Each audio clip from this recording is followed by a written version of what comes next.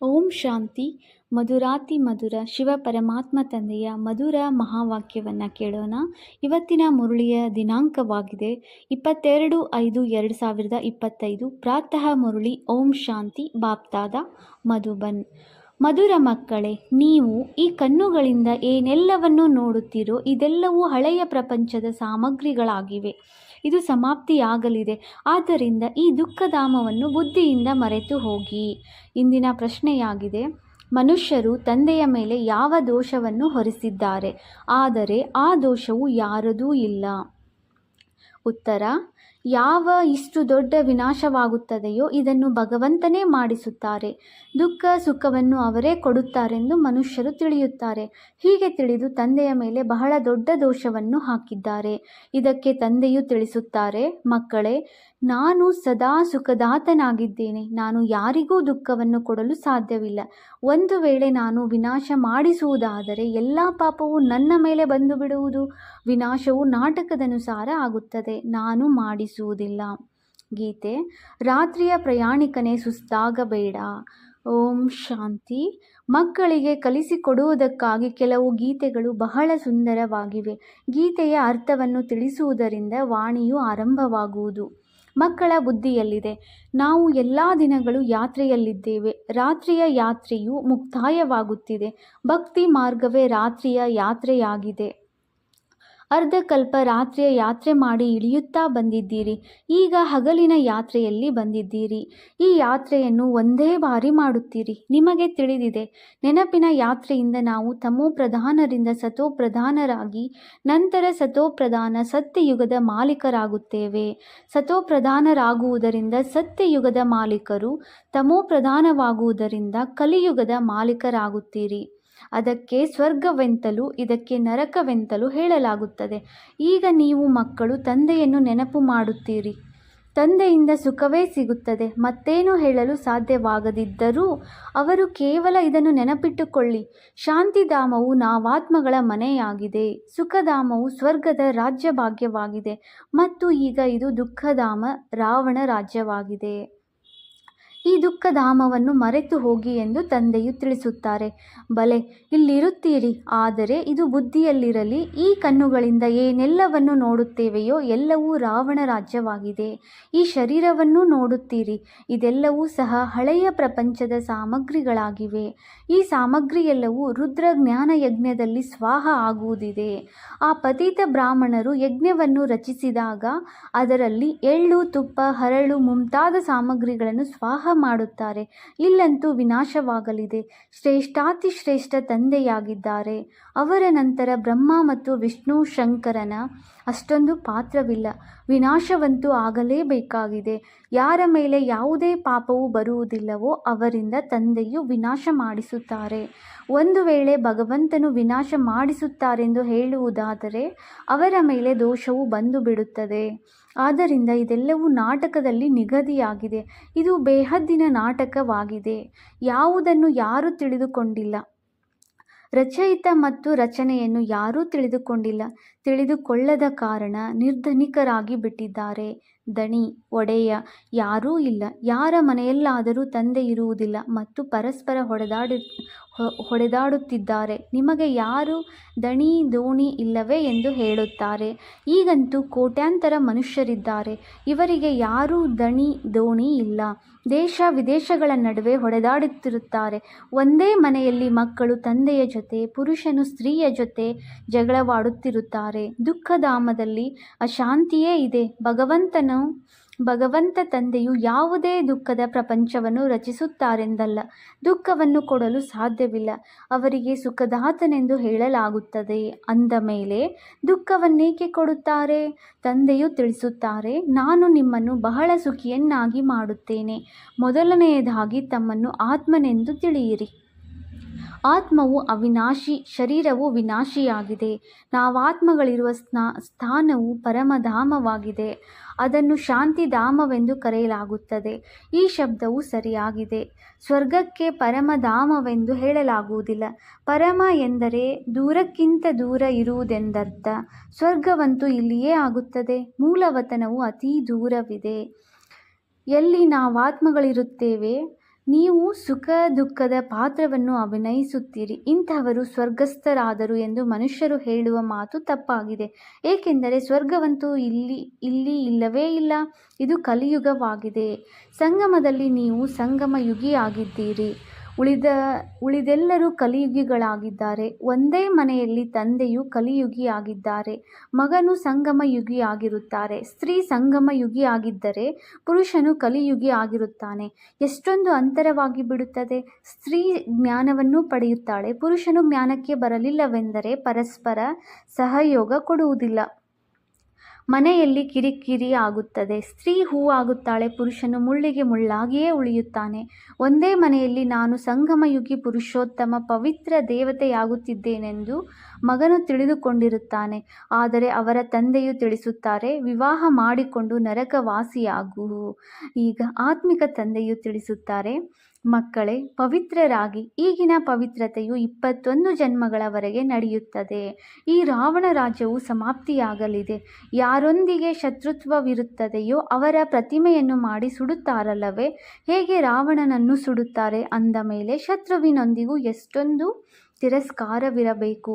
ಆದರೆ ರಾವಣ ಯಾರೆಂಬುದನ್ನು ಯಾರೂ ತಿಳಿದುಕೊಂಡಿಲ್ಲ. ಬಹಳಷ್ಟು ಖರ್ಚು ಮಾಡುತ್ತಾರೆ. ಮನುಷ್ಯರನ್ನು ಸುಡಲು ಇಷ್ಟೊಂದು ಖರ್ಚು ಮಾಡುವುದಿಲ್ಲ. ಸ್ವರ್ಗದಲ್ಲಿ ಇಂತಹ ಯಾವುದೇ ಮಾತಿರುವುದಿಲ್ಲ. ಅಲ್ಲಂತೂ ವಿದ್ಯುತ್ತಿಗೆ ಕೊಟ್ಟ ತಕ್ಷಣ ಸಮಾಪ್ತಿ. ಸತ್ತವರ ಮಣ್ಣು ಕೆಲಸಕ್ಕೆ ಬರುತ್ತದೆ ಎಂಬ ವಿಚಾರವೇ ಇರುವುದಿಲ್ಲ. ಅಲ್ಲಿನ ರೀತಿ ನೀತಿಗಳು ಈ ರೀತಿ ಇರುತ್ತವೆ. ಅಲ್ಲಿ ಯಾವುದೇ ಕಷ್ಟ ಅಥವಾ ದಣಿವಿನ ಮಾತೇ ಇರುವುದಿಲ್ಲ. ಇಷ್ಟೊಂದು ಸುಖವಿರುತ್ತದೆ. ಆದ್ದರಿಂದ ತಂದೆಯು ತಿಳಿಸುತ್ತಾರೆ, ಮಕ್ಕಳೇ ನನ್ನೊಬ್ಬನನ್ನೇ ನೆನಪು ಮಾಡಿ ಪುರುಷೋತ್ತಮರಾಗಿ. ಈ ನೆನಪು ಮಾಡುವುದರಲ್ಲಿಯೇ ಯುದ್ಧವಾಗುತ್ತದೆ. ತಂದೆಯು ಮಕ್ಕಳಿಗೆ ಸದಾ ತಿಳಿಸುತ್ತಾರೆ, ಮಧುರ ಮಕ್ಕಳೇ, ತಮ್ಮ ಮೇಲೆ ಗಮನವೆಂಬ ಕಾವಲುಗಾರನನ್ನು ಇಡಿ. ಮಾಯೆಯು ಎಲ್ಲಿಯೂ ಕಿವಿ ಮೂಗನ್ನು ತುಂಡು ಮಾಡದಿರಲಿ, ಏಕೆಂದರೆ ಶತ್ರುವಲ್ಲವೇ? ನೀವು ತಂದೆಯನ್ನು ನೆನಪು ಮಾಡುತ್ತೀರಿ ಮತ್ತು ಮಾಯೆಯು ಬಿರುಗಾಳಿಯಲ್ಲಿ ಹಾರಿಸಿಬಿಡುತ್ತದೆ. ಏಕೆಂದರೆ ತಂದೆಯು ತಿಳಿಸುತ್ತಾರೆ, ಪ್ರತಿಯೊಬ್ಬರೂ ಇಡೀ ದಿನದ ಚಾರ್ಟನ್ನು ಬರೆಯಬೇಕು. ತಂದೆಯನ್ನು ಎಷ್ಟು ನೆನಪು ಮಾಡಿದೆನೋ, ಎಲ್ಲಿಯಾದರೂ ಮನಸ್ಸು ಓಡಿತೆ, ಡೈರಿಯಲ್ಲಿ ನೋಟ್ ಮಾಡಿ. ಎಷ್ಟು ಸಮಯ ನೆನಪು ಮಾಡಿದೆನು ತಮ್ಮ ಪರಿಶೀಲನೆ ಮಾಡಿಕೊಳ್ಳುತ್ತೀರೆಂದರೆ ಮಾಯೆಯು ನೋಡುತ್ತದೆ. ಇವರಂತೂ ಒಳ್ಳೆಯ ಶಕ್ತಿಶಾಲಿಗಳಾಗಿದ್ದಾರೆ. ತಮ್ಮ ಮೇಲೆ ಚೆನ್ನಾಗಿ ಗಮನವಿಡುತ್ತಾರೆ. ಪೂರ್ಣ ಕಾವಲನ್ನು ಇಡಬೇಕಾಗಿದೆ. ಈಗ ನೀವು ಮಕ್ಕಳಿಗೆ ತಂದೆಯು ಬಂದು ಪರಿಚಯ ಕೊಡುತ್ತಾರೆ. ತಂದೆಯು ತಿಳಿಸುತ್ತಾರೆ, ಮಕ್ಕಳೇ, ಬಲೆ ಗೃಹಸ್ಥವನ್ನು ಸಂಭಾಲನೆ ಮಾಡಿ, ಆದರೆ ಕೇವಲ ತಂದೆಯನ್ನು ನೆನಪು ಮಾಡಿ. ಇವರೇನು ಆ ಸನ್ಯಾಸಿಗಳ ತರಹ ಅಲ್ಲ. ಅವರಾದರೆ ಭಿಕ್ಷೆಯನ್ನಾದರೂ ಬೇಡುತ್ತಾರೆ. ಅದು ಸಹ ಕರ್ಮ ಮಾಡಿದಂತಾಯಿತಲ್ಲವೇ? ನೀವು ಅವರಿಗೂ ತಿಳಿಸಬಲ್ಲಿರಿ. ನೀವು ಹಠಯೋಗಿಯಾಗಿದ್ದೀರಿ. ರಾಜಯೋಗವನ್ನು ಕಲಿಸುವವರು ಒಬ್ಬರೇ ಭಗವಂತನಾಗಿದ್ದಾರೆ. ಈಗ ನೀವು ಮಕ್ಕಳು ಸಂಗಮದಲ್ಲಿದ್ದೀರಿ. ಈ ಸಂಗಮ ಯುಗವನ್ನೇ ನೆನಪು ಮಾಡಬೇಕಾಗಿದೆ. ನಾವೀಗ ಸಂಗಮ ಯುಗದಲ್ಲಿ ಸರ್ವೋತ್ತಮ ದೇವತೆಗಳಾಗುತ್ತೇವೆ. ನಾವು ಉತ್ತಮ ಪುರುಷರು ಅರ್ಥಾತ್ ಪೂಜ್ಯ ದೇವತೆಗಳಾಗಿದ್ದೆವು. ಈಗ ಕನಿಷ್ಠರಾಗಿ ಬಿಟ್ಟಿದ್ದೇವೆ. ಯಾವುದೇ ಪ್ರಯೋಜನಕ್ಕಿಲ್ಲ. ಈಗ ಹೇಗಿದ್ದವರು ಹೇಗಾಗುತ್ತೀರಿ? ಹೇಗೆ ಮನುಷ್ಯರು ಯಾವ ಸಮಯದಲ್ಲಿ ಓದುವರೋ ಅದೇ ಸಮಯದಲ್ಲಿ ಪದವಿಯು ಸಿಗುವುದಿಲ್ಲ. ಪರೀಕ್ಷೆಯು ಬರೆದ ಮೇಲೆ ಪದವಿಯ ಕಿರೀಟ ಸಿಗುತ್ತದೆ. ಹೋಗಿ ಸರ್ಕಾರಿ ನೌಕರಿಯಲ್ಲಿ ತೊಡಗುತ್ತಾರೆ. ನೀವೀಗ ತಿಳಿದುಕೊಂಡಿದ್ದೀರಿ, ನಮಗೆ ಶ್ರೇಷ್ಠಾತಿ ಶ್ರೇಷ್ಠ ಭಗವಂತ ಓದಿಸುತ್ತಾರೆ ಅಂದ ಮೇಲೆ ಅವಶ್ಯವಾಗಿ ಶ್ರೇಷ್ಠಾತಿ ಶ್ರೇಷ್ಠ ಪದವಿಯನ್ನು ಕೊಡುತ್ತಾರೆ. ಇದು ಗುರಿ ಧ್ಯೇಯವಾಗಿದೆ. ಈಗ ತಂದೆಯು ಹೇಳುತ್ತಾರೆ, ನನ್ನೊಬ್ಬನನ್ನೇ ನೆನಪು ಮಾಡಿ. ನಾನು ಹೇಗಿದ್ದೇನೆ, ಯಾರಾಗಿದ್ದೇನೆ ಎಂದು ತಿಳಿಸಿದ್ದೇನೆ. ಆತ್ಮರ ತಂದೆಯಾದ ನಾನು ಬಿಂದುವಾಗಿದ್ದೇನೆ. ನನ್ನಲ್ಲಿ ಸಂಪೂರ್ಣ ಜ್ಞಾನವಿದೆ. ನಿಮಗೂ ಸಹ ಮೊದಲು ನಾವಾತ್ಮರು ಬಿಂದುವಾಗಿದ್ದೇವೆ. ನಮ್ಮಲ್ಲಿ 84 ಜನ್ಮಗಳ ಅವಿನಾಶಿ ಪಾತ್ರವು ನಿಗದಿಯಾಗಿದೆ ಎಂಬ ಜ್ಞಾನವಿರಲಿಲ್ಲ.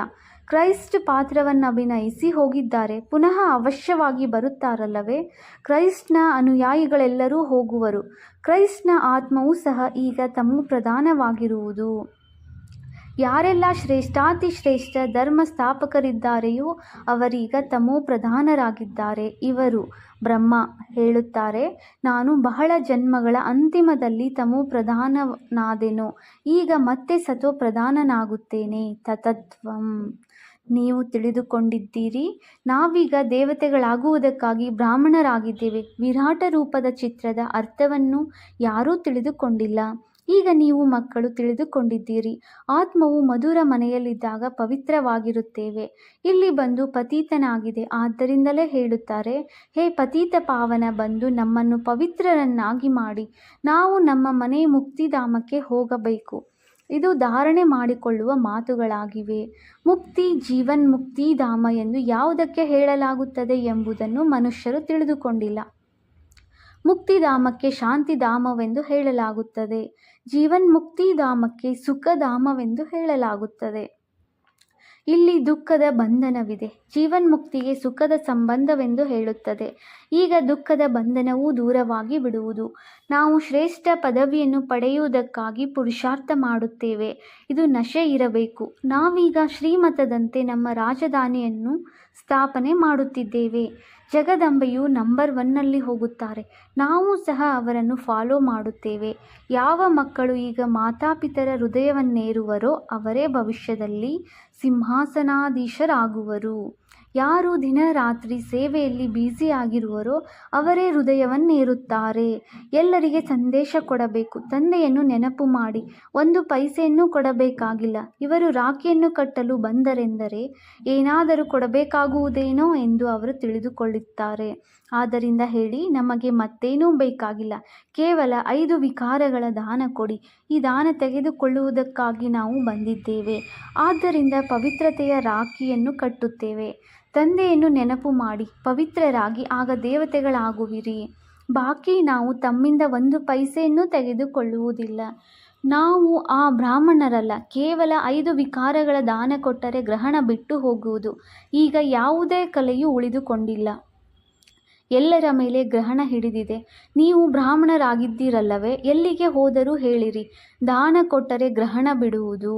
ಪವಿತ್ರರಾಗಿರಿ, ವಿಕಾರದಲ್ಲಿ ಹೋಗಬೇಡಿ. ತಂದೆಯನ್ನು ನೆನಪು ಮಾಡಿದರೆ ವಿಕರ್ಮ ವಿನಾಶವಾಗುತ್ತದೆ ಮತ್ತು ನೀವು ಹೂವಾಗುತ್ತೀರಿ.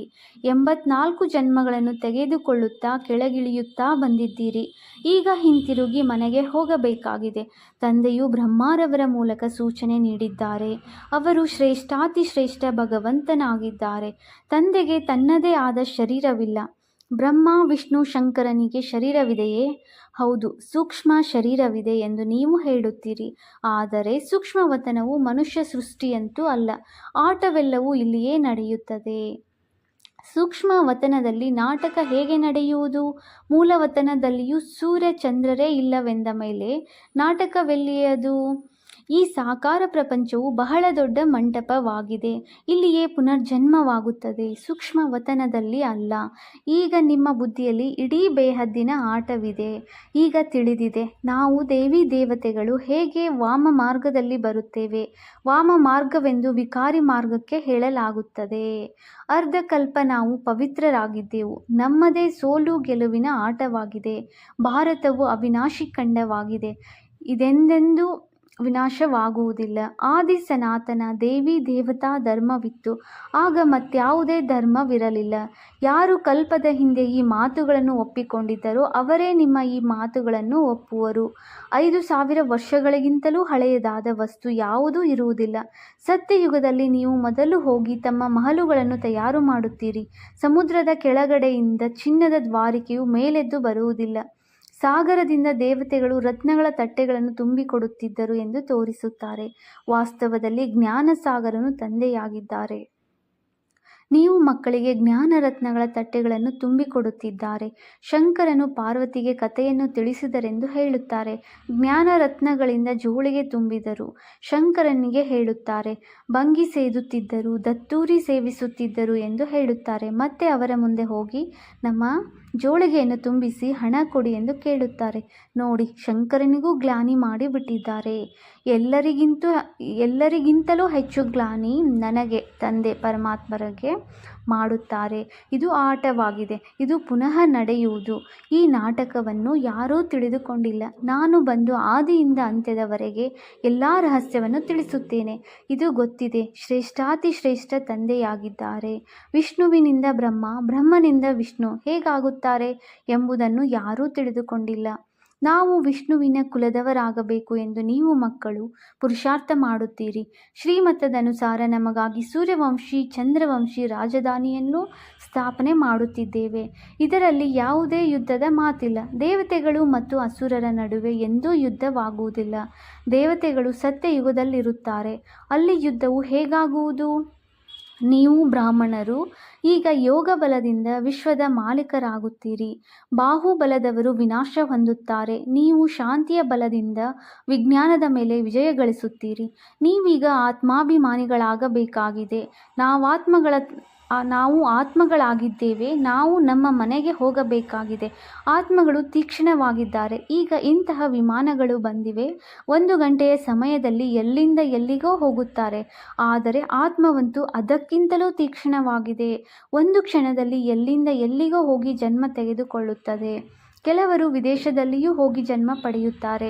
ಆತ್ಮವು ಎಲ್ಲದಕ್ಕಿಂತ ತೀಕ್ಷ್ಣ ರಾಕೆಟ್ ಆಗಿದೆ. ಇದರಲ್ಲಿ ಯಾವುದೇ ಯಾಂತ್ರಿಕತೆಯ ಮಾತಿಲ್ಲ. ಶರೀರವನ್ನು ಬಿಟ್ಟ ತಕ್ಷಣ ಹೊರಟು ಹೋಗುತ್ತದೆ. ಈಗ ನೀವು ಮಕ್ಕಳ ಬುದ್ಧಿಯಲ್ಲಿದೆ. ಮನೆಗೆ ಹೋಗಬೇಕಾಗಿದೆ. ಪತಿತ ಆತ್ಮರು ಹೋಗಲು ಸಾಧ್ಯವಿಲ್ಲ. ನೀವು ಪಾವನರಾಗಿಯೇ ಹೋಗುತ್ತೀರಿ. ಉಳಿದವರು ಶಿಕ್ಷೆಯನ್ನು ಅನುಭವಿಸಿ ಹೋಗುತ್ತಾರೆ. ಬಹಳಷ್ಟು ಶಿಕ್ಷೆಯು ಸಿಗುವುದು. ಸತ್ಯಯುಗದಲ್ಲಿ ಗರ್ಭ ಮಹಲಿನಲ್ಲಿ ಆರಾಮವಾಗಿರುತ್ತಾರೆ. ಮಕ್ಕಳು ಸಾಕ್ಷಾತ್ಕಾರ ಮಾಡಿದ್ದೀರಿ. ಕೃಷ್ಣನ ಜನ್ಮವು ಹೇಗಾಗುತ್ತದೆ? ಯಾವುದೇ ಕೊಳಕಿನ ಮಾತಿರುವುದಿಲ್ಲ. ಒಮ್ಮೆಲೇ ಕೃಷ್ಣನ ಜನ್ಮವಾಗುತ್ತಿದ್ದಂತೆ ಎಲ್ಲವೂ ಮಿಂಚುತ್ತದೆ.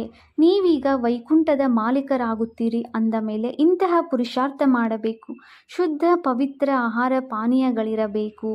ಏನಿಲ್ಲದಿದ್ದರೂ ರೊಟ್ಟಿ ಪಲ್ಯವು ಎಲ್ಲದಕ್ಕಿಂತ ಒಳ್ಳೆಯದಾಗಿದೆ. ಋಷಿಕೇಶದಲ್ಲಿ ಸನ್ಯಾಸಿಯೊಬ್ಬರು ಕಿಟಕಿಯಿಂದ ತೆಗೆದುಕೊಂಡು ಹೊರಟು ಹೋಗುತ್ತಿದ್ದರು. ಕೆಲವರು ಕೆಲವೊಂದು ರೀತಿಯಲ್ಲಿರುತ್ತಾರೆ. ಒಳ್ಳೆಯದು. ಮಧುರಾತಿಮಧುರ ಅವ್ಯಕ್ತ ಸೂಚನೆ. ಆತ್ಮಿಕ ಘನತೆ ಮತ್ತು ಪವಿತ್ರತೆಯ ವ್ಯಕ್ತಿತ್ವವನ್ನು ಧಾರಣೆ ಮಾಡಿ. ಪವಿತ್ರತೆಯ ಜ್ಯೋತಿ 4 ಕಡೆ ಬೆಳಗಿದಾಗ ಪ್ರತ್ಯಕ್ಷತೆಯ ಸೂರ್ಯ ಉದಯವಾಗುತ್ತದೆ. ಹೇಗೆ ಜ್ಯೋತಿಯನ್ನು ಹಿಡಿದುಕೊಂಡು ಸುತ್ತುತ್ತಾರೆ, ಹಾಗೆಯೇ ಪವಿತ್ರತೆಯ ಜ್ಯೋತಿ 4 ಕಡೆ ಬೆಳಗಿಸಿದಾಗ ಎಲ್ಲರೂ ತಂದೆಯನ್ನು ನೋಡಲು ಸಾಧ್ಯ, ತಿಳಿಯಲು ಸಾಧ್ಯ. ಎಷ್ಟು ಪವಿತ್ರತೆಯ ಜ್ಯೋತಿ ಅಚಲವಾಗಿರುತ್ತದೆ, ಅಷ್ಟು ಸಹಜವಾಗಿ ಎಲ್ಲರೂ ತಂದೆಯನ್ನು ತಿಳಿದುಕೊಳ್ಳಲು ಸಾಧ್ಯ ಮತ್ತು ಪವಿತ್ರತೆಯ ಜೈ ಜೈಕಾರವಾಗುವುದು. ಓಂ ಶಾಂತಿ.